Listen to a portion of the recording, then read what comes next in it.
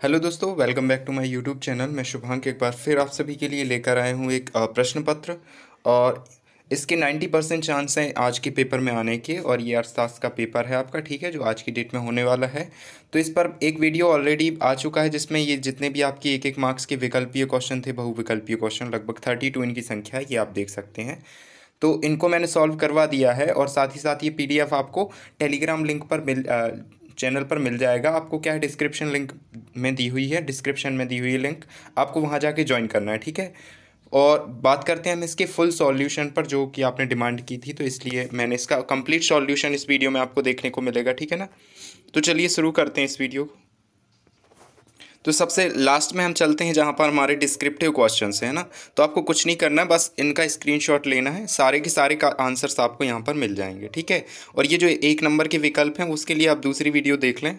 और साथ ही ये पीडीएफ आपको चाहिए तो सॉल्व पीडीएफ मिलेगा आपको टेलीग्राम चैनल पर, ठीक है। चलिए हम लास्ट में यहाँ पर आते हैं। देखो हमारा पहला क्वेश्चन यहाँ पर ये दिया हुआ है, अर्थव्यवस्था क्या है, और इसके अलावा बहुत सारे क्वेश्चंस हैं।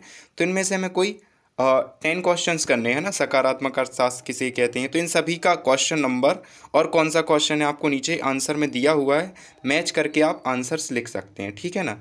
तो अब और इसी तरह ये दीर्घ उत्तरीय प्रश्न है, तो चलो हम एक एक करके सभी को करने वाले हैं, ठीक है ना।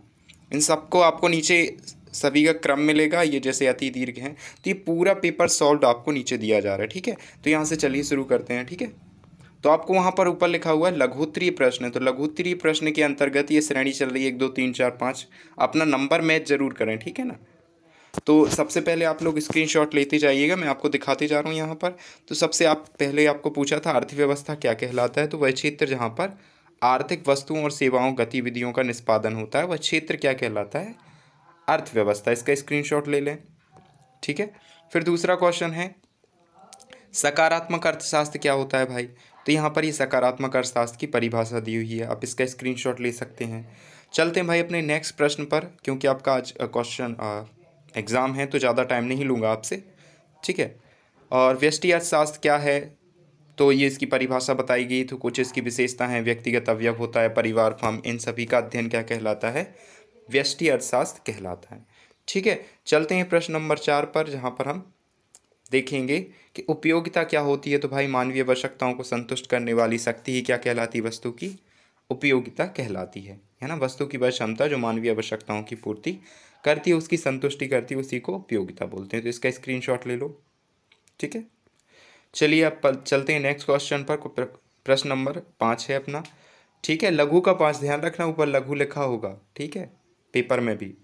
तो भाई ये क्वेश्चन है कि भाई सीमांत उपयोगिता क्या कहलाती है। तो भाई अंतिम इकाई से प्राप्त होने वाली उपयोगिता सीमांत उपयोगिता है, ठीक है। चलिए अब बात करते हैं क्वेश्चन नंबर 6 की, यानी प्रश्न नंबर 6 की। और यहाँ पर कुल उपयोगिता आपसे पूछा है कि कुल उपयोगिता क्या होती है। तो एक निश्चित समय में सभी इकाइयों के उपभोग से प्राप्त कुल उपयोगिता का कुल योग ही क्या कहलाता है, कुल उपयोगिता कहलाता है, ठीक है। आपको ये 2 2 नंबर में है क्वेश्चन, इसलिए बहुत छोटे छोटे लिखवा रहा हूँ। तो आप इसका स्क्रीनशॉट लेने चलते हैं नेक्स्ट क्वेश्चन पर। और ये 7th क्वेश्चन जिसमें आपसे पूछा गया है कि बजट रेखा क्या होती है। बजट रेखा पूछा है आपसे, ठीक है। इसमें तो अपन पहले बजट सेट बताएंगे कि वस्तुओं का बंडल। तो यहाँ पर आपसे केवल बजट रेखा पूछी गई है, ठीक है। लेकिन उस बजट रेखा को बताने के लिए हम बजट सेट बता रहे हैं, तो इस तरह से आपकी पूरी परिभाषा है, 2 नंबर में है। इसका स्क्रीनशॉट ले लें, ठीक है। नेक्स्ट क्वेश्चन हम चलते हैं क्वेश्चन नंबर 8 पर, ठीक है, जहाँ पर आपको सीमांत उत्पादन या सीमांत उत्पाद पूछा है। देखिए ध्यान रखिएगा, उत्पादन और उत्पाद दोनों एक ही है, जिसको अपन निर्गत बोलते हैं, निर्गत भी बोल देते कभी कभी, ठीक है। तो उसके लिए 2 नंबर का क्वेश्चन का आंसर है, आप इसका स्क्रीनशॉट ले लें। चलते हैं हम नेक्स्ट क्वेश्चन पर। तो हमारा प्रश्न नंबर 9 आता है, और इस क्वेश्चन में हमसे पूछा गया है कि पूर्ण प्रतियोगिता बाजार क्या होता है। तो 2 नंबर में हम बताना था, तो ये परिभाषा है पूर्ण प्रतियोगिता बाजार की, ठीक है। और इसकी विशेषताएं भी आप ध्यान रखिएगा, मे बी आपको आ सकती हैं, 4 नंबर में आ सकती हैं, ये 2 नंबर में है, ठीक है। चलते हैं नेक्स्ट क्वेश्चन पर। हमारा प्रश्न नंबर 10 है। तो 10वें प्रश्न में हमसे पूछा गया है, रुकिए 2 मिनट। चलिए यहाँ पर एक ही क्वेश्चन हो गया, मतलब एक ही आंसर दोनों क्वेश्चन में हो गया, ठीक है। मैं आपको दूसरा आंसर सेंड कर दूंगा, ये इसको मत कीजिएगा, मतलब एक ही बार करना है। आप देख लीजिएगा क्वेश्चन में, जिस भी क्वेश्चन में पूर्ण प्रतियोगिता बाजार पूछा हो उसमें ये आंसर लिख सकते हो, चाहे 9वां लिखो चाहे 10वां, एक कोई लिख लेना, ठीक है।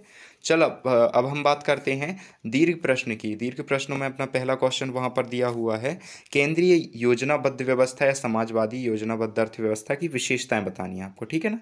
तो ये आप 3 विशेषताएं 4 विशेषताएं लिख सकते हैं, इसका स्क्रीनशॉट ऐसे ले लीजिए, ठीक है। प्रश्न नंबर पहला और इसकी ये 4 विशेषताएं अलग अलग दी हुई, इसका स्क्रीनशॉट ले लीजिए, ठीक है। चलते हैं अपने अगले प्रश्न पर, और अगले प्रश्न में हमसे पूछा गया कि कुल उपयोगिता क्या होती है, ठीक है। 2 मिनट रुक जाइए आपको, ताकि मैं इतनी व्यवस्था कर दूं आप स्क्रीनशॉट ले पाएँ। दिखाई दे रहा होगा। तो कुल उपयोगिता क्या है, और इसको हमें उदाहरण से समझाना था, तो ये उसका उदाहरण है, ठीक है। इसको और ज़्यादा जूम कर दे रहा हूँ, यदि इस तरह से आप स्क्रीनशॉट ले पाएँ तो, ठीक है। पहले इतना ले लीजिएगा, फिर इसका इतना भाग ले लीजिएगा, ठीक है। चलिए अब चलते हैं नेक्स्ट पार्ट पर अपने, और अपना प्रश्न नंबर 3 आता है आप, ठीक है। तो यहाँ पर आपसे पूछा गया है कि मांग की लोच क्या होता है, ठीक है। मांग की लोच क्या होती है, मांग का नियम है, मांग की लोच नहीं, आपको यहाँ पर मांग का नियम पूछा गया, ठीक है। तो आपको इतना लिख देना, ये मांग का नियम बताता है, और इसको उदाहरण सहित लिखना था, एक वक्र के माध्यम से समझाना। तो पहले इसका स्क्रीनशॉट ले लीजिए प्रश्न 3 में, फिर साथ ही साथ आपको ये वक्र भी बनाना है, ये रेखा चित्र बनाना है, ठीक है ना। तो इसका स्क्रीनशॉट ले लीजिए। चलिए अब चलते हैं अपन अति दीर्घ पर, क्योंकि आपको बहुत सारे क्वेश्चन इसमें दिए हुए हैं दीर्घ में, लेकिन आपको केवल कोई 3 करने हैं। तो मैंने आपको 3 का सॉल्यूशन बता दिया है, और यदि इसके साथ ही आपको यदि और क्वेश्चन करने हो तो आप उनको भी सॉल्व कर सकते हैं, आपको पूरा पेपर उसमें मिल जाएगा PDF, ठीक है। चलिए अब नेक्स्ट पार्ट पर चलते हैं हम, अति दीर्घ प्रश्न। तो इसमें हमारा पहला क्वेश्चन ही यहाँ पर है कि पूर्ति की लोच क्या है, ठीक है। तो ये इसका स्क्रीनशॉट ले लें। फिर नेक्स्ट चलते हैं आप यहाँ पर, पूर्ति की लोच के प्रकार, अलग अलग श्रेणियाँ, ठीक है। तो इसको लिख देंगे तो हमारा पूरा वाला दीर्घ का प्रश्न हो जाएगा, ये पूरा स्क्रीनशॉट ले लीजिए। चलते हैं अपन नेक्स्ट क्वेश्चन पर। अगले प्रश्न में अपना यहाँ प्रश्न नंबर 3 आ गया है। हम इस वाले में अपन को 4 क्वेश्चन करने हैं, अति दीर्घ वाले में।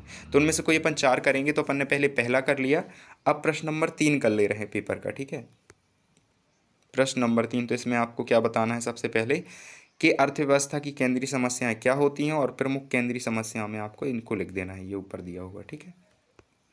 ये आपको जो केंद्रीय समस्याएं इसको लिख के रख देना है, ठीक है। चलिए भाई अब नेक्स्ट क्वेश्चन पर चलते हैं। प्रश्न नंबर 5वां है पेपर का, ठीक है। इसमें आपसे पूछा गया है कि मांग की लोच क्या होती है, उसको समझाना है, ठीक है। यदि इतने में दिख रहा हो तो ठीक है, नहीं तो हम इसको पास में कर दे रहे हैं। ये आप इतना स्क्रीनशॉट ले लें, और फिर उसके बाद इतना स्क्रीनशॉट अलग से ले लें, ठीक है। चलिए अब चलते हैं हम अपने इस पेपर के आखिरी प्रश्न पर, क्योंकि हमें 4 करने थे, 3 हम कर चुके हैं।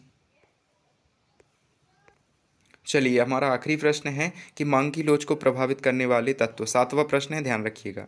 तो आप आधे यहाँ पर स्क्रीनशॉट इसका ले सकते हैं, ठीक है। आपको बुक में भी मिल जाएगा ये वाला आंसर, और इसके साथ ही इसके नीचे भी थोड़ा कुछ दिया हुआ है इसका, ये ठीक है। पॉइंट्स आप लिख सकते हैं, 4 से 5 पॉइंट, ठीक है।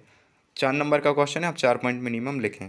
तो आई होप आपको ये पेपर समझ में आया होगा, और यदि वीडियो अच्छा लगा हो तो वीडियो को लाइक करें और दोस्तों के साथ शेयर करें, ठीक है ना। और चैनल को सब्सक्राइब कर लें, ताकि आने वाले एग्ज़ाम में मैं आपकी हेल्प कर सकूं, और साथ ही साथ जितने भी प्रैक्टिस क्वेश्चंस हैं जो आपकी पेपर में आ सकते हैं, संभावना है, उनको बता सकूँ, ठीक है। और ये इसी के एक नंबर के यदि आपको देखने में आपको नहीं पता है इनके सॉल्यूशन वैकल्पिक क्वेश्चन की, तो आप इसके पहले जो वीडियो अपलोड किया उसमें देख सकते हैं, ठीक है। बाकी PDF में आपको मिल जाएगा। तो टेलीग्राम लिंक पर जाकर क्या है, डिस्क्रिप्शन में टेलीग्राम लिंक से चैनल को ज्वाइन कर लें। मिलते हैं नेक्स्ट वीडियो में नेक्स्ट पेपर के साथ और नेक्स्ट सॉल्यूशन के साथ। तब तक के लिए आप सभी का धन्यवाद, और सभी को बेस्ट ऑफ लक, ठीक है। अच्छा एग्ज़ाम दे के आना। Thank you.